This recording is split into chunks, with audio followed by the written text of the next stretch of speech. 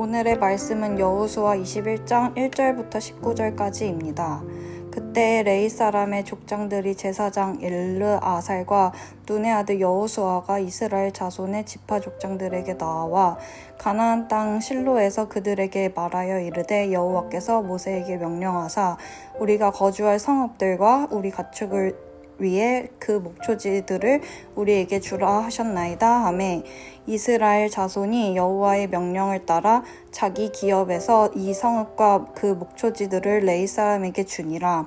그 핫 가족을 위하여 제비를 뽑았는데 레위 사람 중 제사장 아론의 자손들은 유다 지파와 시므온 지파와 베냐민 지파 중에서 제비 뽑은 대로 13 성읍을 받았고 그 핫 자손들 중에 남은 자는 에브라임 지파의 가족과 단 지파와 므낫세 반 지파 중에서 제비 뽑은 대로 10 성읍을 받았으며 게르손 자손들은 이사갈 지파의 가족들과 아셀 지파와 납달리 지파와 바산에 있는 므낫세 반 지파 중에서 제비 뽑은 대로 13 성읍을 받았더라.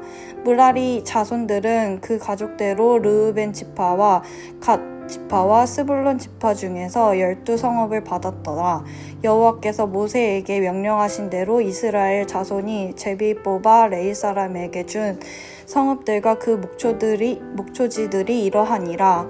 유다 자손의 지파와 시므온 자손의 지파 중에서는 이 아래 기명한 성읍들을 주었는데 레위 자손 중 그 핫 가족들에 속한 아룻 자손이 첫째로 제비 뽑혔으므로 아낙이 아버지 아르바의 성읍 유다 산지 기럇 아르바 곧 헤르본과 그 주위의 목초지를 그들에게 주었고 그 성읍의 밭과 그 촌락들은 여분네의 아들 갈렙에게 주어 소유가 되게 하였더라.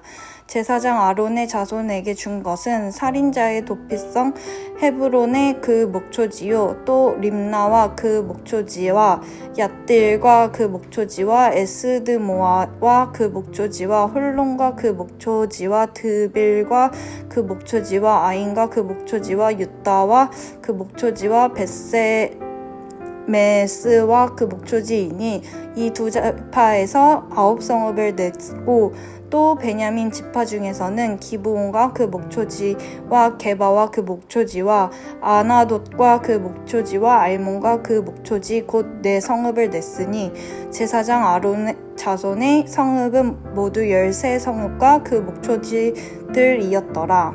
아멘.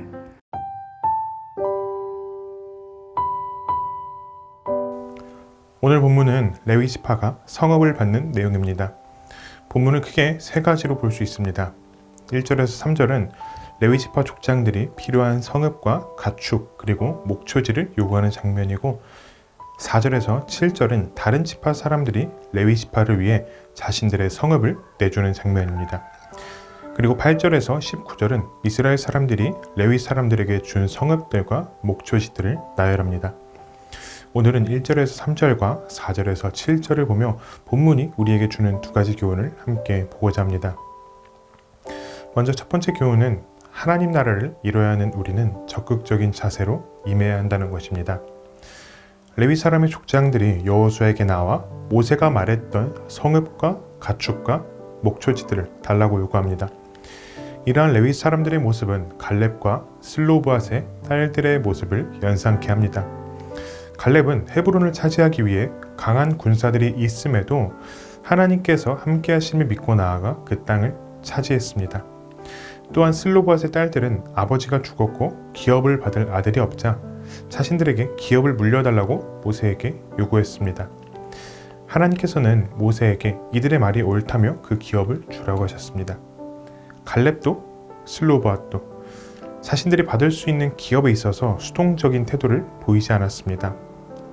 갈렙과 슬로봇의 딸들은 모두 적극적인 자세를 취하여 자신들이 받아야 할 기업을 취하는 데 최선을 다했습니다. 레위 지파도 그렇습니다.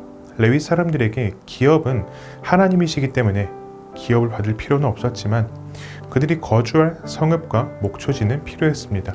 그래서 하나님께서는 민수기 35장에서 모세에게 이렇게 말씀하십니다. 이스라엘 자손에게 명령하여 그들이 받은 기업에서 레위인에게 거주할 성읍들을 주게 하고 너희는 또 그 성읍들을 두르고 있는 초장을 레위인에게 주어서 성읍은 그들의 거처가 되게 하고 초장은 그들의 재산인 가축과 짐승들을 둘 곳이 되게 할 것이라. 레위 사람들은 이 약속을 기억했습니다.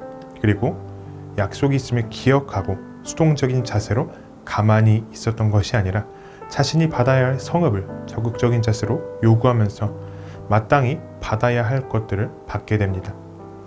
이는 레위 사람들이 하나님의 약속이 실현되기를 향한 열망을 보여주며 그 약속의 성취를 보기 위해 주저하지 않은 것을 보여줍니다.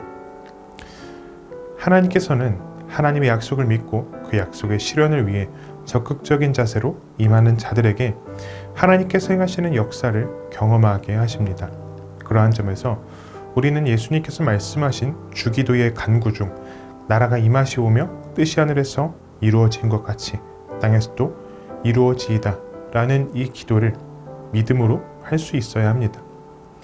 이미 임한 하나님 나라를 누리며 아직 오지 않은 그 나라에 대한 약속을 열망하며 우리는 살아가야 합니다. 그렇기에 우리는 하나님 나라 백성만이 누릴 수 있는 그 예배를 드릴 때 수동적인 자세가 아니라 적극적인 자세로 임해야 합니다. 그냥 주일이기에 예배에 나오는 것이 아니라 하나님께서 오늘도 하나님 나라 백성으로 살아가도록 베푸시는 그 은혜를 사모하는 적극적인 자세로 임해야 합니다. 어미새가 아기새에게 먹이를 물어다 주지만 아기새가 입을 벌리지 않으면 먹이를 먹을 수 없습니다. 하나님께서는 우리에게 은혜를 주시지만 사모하는 마음이 없다면 우리는 그 은혜를 누릴 수가 없겠죠. 두 번째로 4절에서 7절은 이스라엘의 헌신이 하나님 나라를 위한 헌신이었음을 보여줍니다. 각 지파들은 하나님께서 모세를 통해 이스라엘에게 말씀하셨던 대로 3개의 성읍씩 내어줍니다. 이로 인해 레위 지파들은 각 성읍에 들어가서 생활을 할 수 있게 되었습니다.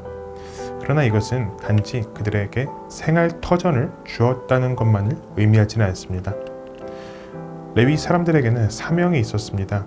각 지파가 내어준 성읍에 들어가서 하나님께서 말씀하신 율례와 규례를 가르치는 것이었습니다. 그리고 이제 그들은 각 지파로부터 받은 성읍에 들어가서 이 사명을 수행할 수 있게 되었죠. 그러나 또한 이 사명은 레위 지파들만을 위한 것은 아닙니다. 레위 지파의 사명을 통해 이스라엘은 하나님께서 말씀하신 제사장 나라와 거룩한 백성으로 세워지는 결과를 가져오게 될 것입니다. 우리가 교회에서 하는 헌신, 이웃 사랑을 실천하기 위한 헌신들, 또 가정에서 하나님 나라를 세우기 위한 헌신은 결코 헛되지 않습니다. 우리의 헌신은 결코 우리를 위한 것만은 아닙니다. 교회를 세우고 이웃을 살리며 가정을 복되게 합니다. 그리고 하나님께서는 이러한 사명을 가진 자들과 모든 헌신하는 자들의 수고를 사용하셔서 아름다운 하나님의 나라를 경험하도록 하십니다. 하나님의 나라를 위한 일에 우리는 소극적인 자세가 아니라 적극적인 자세로 임해야 합니다. 그러나 이 모든 것이 우리의 의가 되지 않기 위하여 우리는 하나님의 약속을 신뢰하며 나아가야 합니다. 이미 임한 그 나라를 누리며 장차 올 그 나라에 대한 약속과 또 신뢰와 열망을 가지고 하나님 나라 백성으로 살아가야 합니다. 그렇게 살아간다면 우리는 레위 자손에게 성읍을 주셨듯이 자기 백성을 돌보시는 하나님과 그 백성들이 사명을 이룰 수 있도록 도우시는 그 하나님의 손길을 우리도 경험할 수 있게 될 것입니다. 오늘 말씀을 생각하며 함께 기도합시다. 하나님께서 주시는 은혜를 사모하는 적극적인 마음과 열망을 주옵소서. 우리가 하는 모든 헌신이 주를 위한 것이 되게 하시고 이를 통해 주의 뜻을 이루소서. 오늘도 주를 더욱 바라보며 우리의 사명을 다하는 정연 가족이 되기를 바랍니다.